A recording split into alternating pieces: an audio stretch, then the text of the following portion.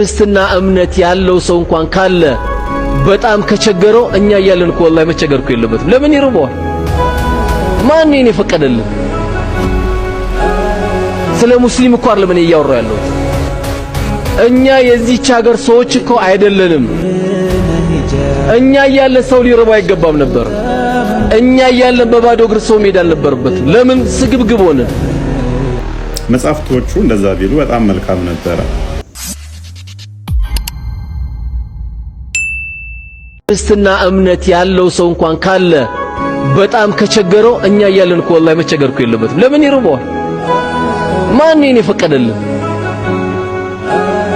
ስለ ሙስሊም እኮ አይደለም እኔ እያወራሁ ያለሁት። እኛ የዚህች ሀገር ሰዎች እኮ አይደለንም። እኛ እያለን ሰው ሊርበው አይገባም ነበር። እኛ እያለን በባዶ እግር ሰው መሄድ አልነበረበትም። ለምን ስግብግብ ሆነ? ሙእሚን ደግሞ ምንድነው? ቸር ነው። ቸር ነው። ሆደ ሰፊ ነው። የኡስታዙን ንግግር ስትሰሙ በጣም አንጀት የሚበላ እውነት እንደው እስልምና እንደዛ የሚያስተምር ይመስላል።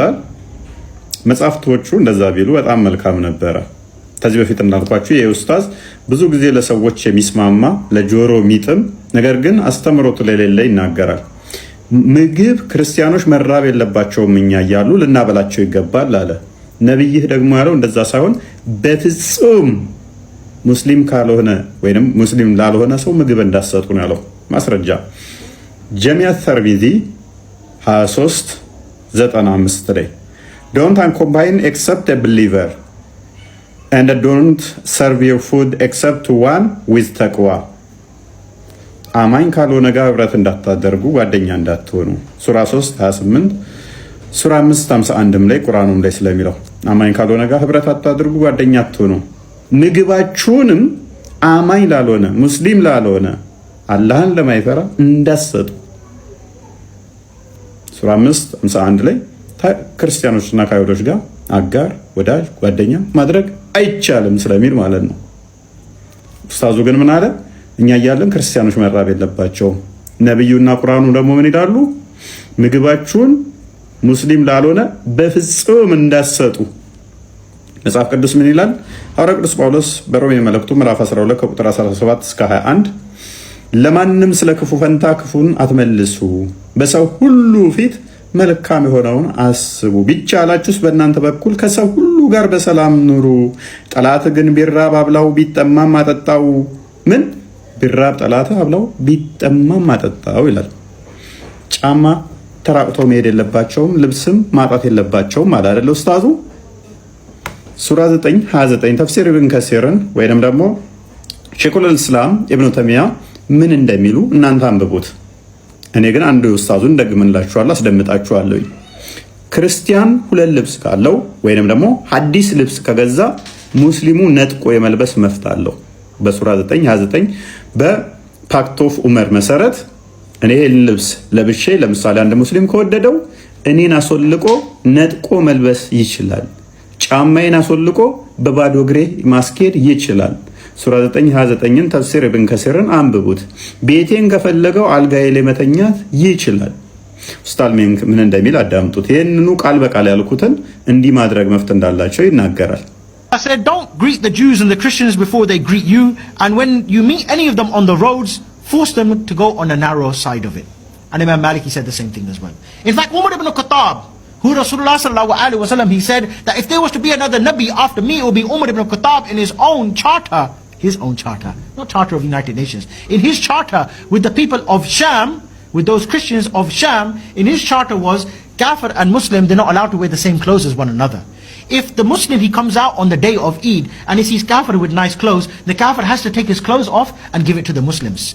The Kafir, when he walks inside the street, he has to wear a red belt around his neck, and he has to have his forehead shaved, and he has to wear two shoes which are different from one another. He's not allowed to walk on the pavement. He has to walk in the middle of the road, and he has to ride on a mule. And that's only for the adults, not for the children. And you can see how Islam would make the child become a Muslim. The kafir, or the child growing up in a state of kufr, he will turn to Islam. Why? Because the child will be walking along with his dad. He said, Dad, yeah? Why you got your forehead shaved? I don't know whether these Muslims, they make me do it. Why you got to walk? Why can't you ride the animal like the Muslims? They walk like ride the animal like this. Why are you walking with both legs dangling on the side of the donkey?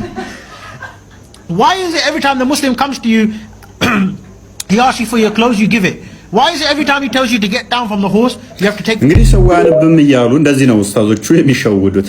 ምግባችሁ ሙስሊም ላልሆነ አትስጡ ነብያቸው ብሎ ሳለ እኛ ያለን ክርስቲያኖች መራብ የለባቸውም። እኔ እኮ ለሙስሊሞች ብቻ አይደለም ምለው ይላል ኡስታዙ። ክርስቲያኖች ይሄንን ሲያዩ እስልምና በጣም ፍትሃዊ ነው፣ ይሄ ኡስታዝ በጣም መልካም ሰው ነው ብሎ እንዲያስብ ያደርገዋል ማለት ነው። አስተምህሮቱ ግን እንደዛ አይደለም። ምግብህን ሙስሊም ካልሆነ እንዳታበላ ነው የሚለው። አንድ ጫማ እንዴት ነው በባዶዋቸው የሚሄዱት? ማን ነው ሊያራቁታቸው የሚገባው ይላል አስተምሮቱ። የሚለው ግን ምንድነው? ለአመት በዓል ለምሳሌ በኢድ አልአድሃ ወይንም አልፈጥር ላይ ሙስሊሞች እኔ አዲስ ለብሼ ካዩ የመንጠቅና የመልበስ እኔም በባዶ እግር ማስኬድ መፍት አላቸው። ሱራ 9:29ን በፓክት ኦፍ ዑመር መሰረት አንብቡት እና እንደዛ ነው። አሁን ላይ ብለናል ነው የሚገርመው ግን እስላሞቹና ፔንቶች አንድ ላይ ሆነው የሚያፈጡት ኦርቶዶክስ ላይ ነው። እና ለእስላሞቹም ያው ራሱን የቻለ መድኃኒት አለ፣ ፈውስ አለ። ለዚህ ለጽንፈኛው የውሃቢ እስላም እፎይ የሚባል አቤት መጥኔ አቤት እሱ ልጅ እንደው ዝናናለው እኮ ገባና አንብብ። ርዕሱ ምንድነው? እንደዚህ እኮ አንብብ፣ ይሄንን አንብብ። አላነብም እሱ እንደዚህ አንብብ። አንተ እኮ ማትረባነ ደደብ ነህ እናታ ፈርት ብላ እንደዚህ ምናምን አንብብ። እሱ የተማርከው ነው። አንብብ የሚለውን አንብብ። ክርስቲያን አቅርብለት ልትገባለት። አዎ አንብብ። እነሱም አይቀሩ እነሱ ተሰልፈው ነው የሚሄዱት። ደግሞ ይመጡና ይሰበሰቡና ሴቶቹን እንዳትሄዱ እዛ ሰውዬ እንዳትሄዱ። ሰው ደግሞ በተፈጥሮ የተከለከለውን ነገር ይወዳል። እዛ እፎ ቤት ቁጭ ብሎ ሰዎቹ ይጠጡና እዛ ባላቸውን በቦክስ ጥፋ ከዚህ ይዛ ይሰሙ።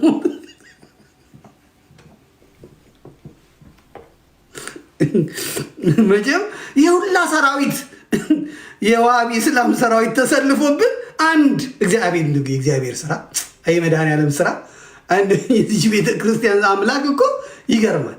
እንደ ጺሙን አጎፍሮ ወንድማችን ጺሙን አጎፍሮ በእንግሊዝኛ፣ በአረብኛ፣ በአማርኛ ቁርአኑን ቀሽሮ ና ኡስታዝና ግባ በለው። ወደ ላይ ውጣ፣ ትእዛዙ ራሱ ወደ ላይ ውጣ።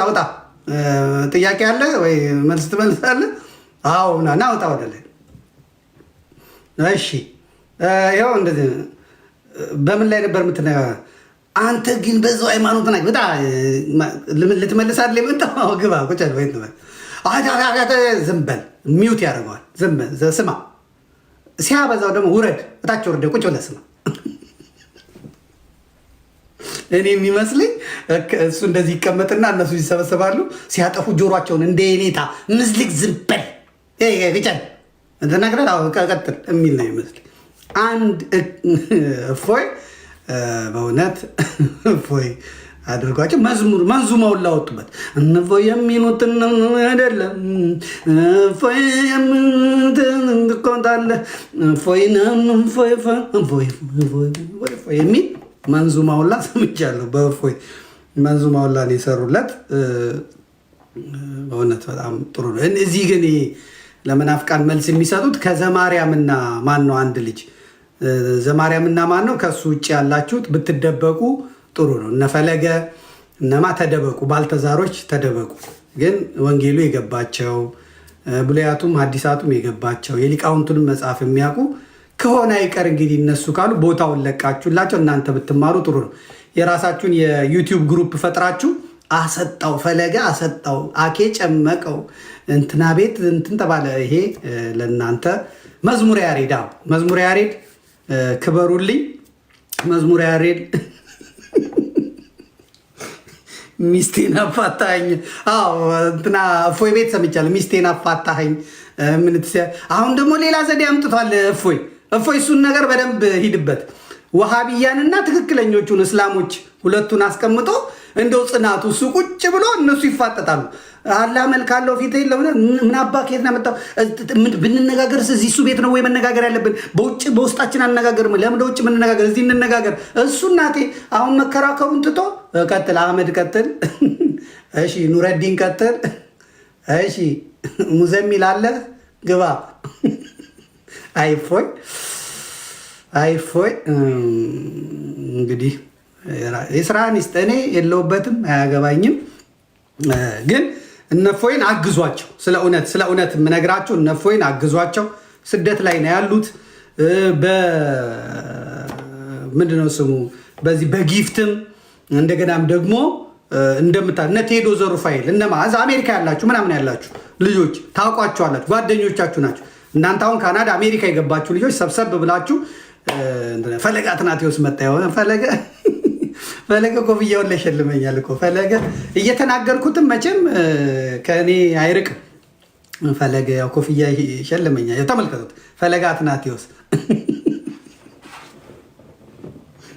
ፈለገ እና እነ እፎይን እነማንን ያው እንድታግዟቸው አለው እንድትሏቸው ያስፈልጋል። አለው እንድትሏቸው ማለት ነው። በእውነት መስመር አስይዘዋል። እኛ ጋር ችግሩ ምንድነው? እኛ ጋር ጨካኞች ነን። ገንዘባችንን የምናወጣው ለሌላ ምናችንን የሚበላን ሌላ።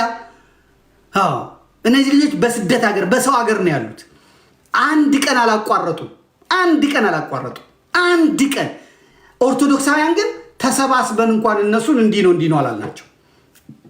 ይሄንን እነ ቴዶ ዘሩፋኤል ሌሎቻችሁ መስራት የምትችሉት ማድረግ የምትችሉት ነው። መሳቀቅ የለበት። አገልግሎቱን እነሱ ይቀጥሉ። እኔ አሁን እንደዚህ የምበጠረቀው እንደዚህ በነፃነት የምለው ምንድነው? ከኋላዬ ከጀርባዬ ሰዎች ስላሉ ኢንሹራንሴን የባንኬን የሚከፍሉ የቤት ኪራይን የሚከፍሉ እንደፈለግኩ እንደሆን የሚያደርጉ ቲም ተፈጥሮ እነዛ ቲሞች ናቸው። ያ ኃይል ነው። እንደፈለኩ በቃ እኔ አሁን ይሄ ይመጣብኛል ይሄ ምናምን እንደ ስራ ይዤ እጽፋለሁ፣ አገለግላለሁ። ምን ልክ እንደዚህ እንዲህ የሚያገለግሉ ልጆች እንደነፎይ እንደነማ ያሉት እንደነጸጋዬ እነዚህ ውጭ ያሉት ልጆች መከራ ላይ ያሉት ልጆች መደገፍ ተገቢ ነው። ይሄ መስራት የነበረባቸው ምን ነበሩ? ካህናቱ የት ያሉት? አሜሪካ፣ አውሮፓ፣ ካናዳ፣ አውስትራሊያ ያሉ ካህናት ነበሩ ይሄን ማድረግ ያለባቸው። ካህናቱስ ጨካኞች ናቸው። ካህናቱስ ራስ ወዳድ ናቸው። ካህናቱስ እንዲህ አይነት የበረከት ስራ እንዲህ አይነት የፍቅር ስራ የላቸው። ምዕመናኖቻቸውን አሁን ከአሜሪካ አንድ ቦታ $100 $200 አዋተን እንደዚህ እነዚህ ልጆች እንደግፋቸው። ሊርባቸው ይችላል፣ ሊጠማቸው ይችላል፣ የቤት ኪራይ ሊኖርባቸው ይችላል ብለው ቢያስቡና ቢያደርጉት ይችላሉ። ምቀኞች ናቸው። እኔ ዛሬ እዛ እርዱ ብዬ ከዛ እንደገና ሄርደው እዛ መርዳት ዘላለም ቢረዷቸውስ? ቁጭ ብሎ ጭንቅላት የኔ ቢጤ ጭንቅላት ለማኝ ጭንቅላት ይዞ መጥቶ የኃላፊነት ቦታ ይቀመጣል። ከዛ ለራሱ ብቻ ያስባል። ስለዚህ ቦታ ያላችሁ ሰዎች የወጣችሁ ሰዎች ወንድሞቻችሁን አግዙ፣ ወንድሞቻችሁን ሩዱ። አሁን ሌሎች ቢሆኑ እንዴት ያደርጓቸው ነበር? እፎይ ሌሎች ቢያገኟቸው አስባችሁታል? ሌሎች ቢያገኟቸው ምናቴ በስማቸው ሙስሊም መስጊድ ይሰራላቸው ነበር። ስለ እውነት ጴንጤዎቹ ቸርች ባናታቸው ላይ ይሉ ነበር። እኛ ጋር ግን ይሄ የለም። አሁን እኮ እኔን የሚሰድበኝ አሁን እዚህ ውስጥ የሚሰድበኝ እግዚአብሔርን አንድ እስላም አይሰድበኝም። እዚህ ውስጥ አሁን አንድ ሙስሊም አይሰድበኝም። እዚህ ውስጥ አሁን አንድ ጴንጤ አይሰድበኝም። ጴንጤዎቹ እውነት እኮ ነው የሚለው ይሄ በእኛ ፓስተር የሚሰራ ነው፣ ይሄ በእኛ ቸርች የሚሰራ ነው፣ ዘርፌን እሱ ነው የሚያውቃት፣ እኛ ምን አናውቃታለን ምናምን ነው የሚለው። አሁን እኔን እዚህ የሚሰድበኝ ማን ነው? ኦርቶዶክስ ነኝ የሚለው ይሄ ገተት አለ እዚህ የተቀመጠ። በ40 ቀኑ ተጠመቀ አለቀ በቃ። ቤተ ክርስቲያንን 3 ነው የሚያውቃት። 3 ደግሞ ድንገት ነው የሚመጣው። የመጀመሪያው በ40 ቀኑ ሊጠመቅ ይመጣል። በእናቱ እቅፍ ነው የሚመጣው። እዛ ተጠመቀ። የትም ሲባክን ከርሞ የሆነ ቀን ትልቅ ሰው ይሞታል፣ ለቀብር ይሄዳል።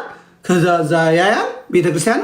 ከዛ መጨረሻ ላይ ሲሞት የሰፈር ሰው ተሸክሞት ይመጣል። በድኑ ሳያውቅ ነው 3 የሚመጣው።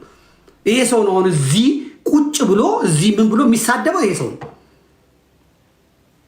እኔን የሚያሳድደኝ፣ እኔን የሚሰድበኝ፣ እኔን መከራ የሚያበላኝ ይሄ የኛው ገተት የምንላቸው አካላት ናቸው።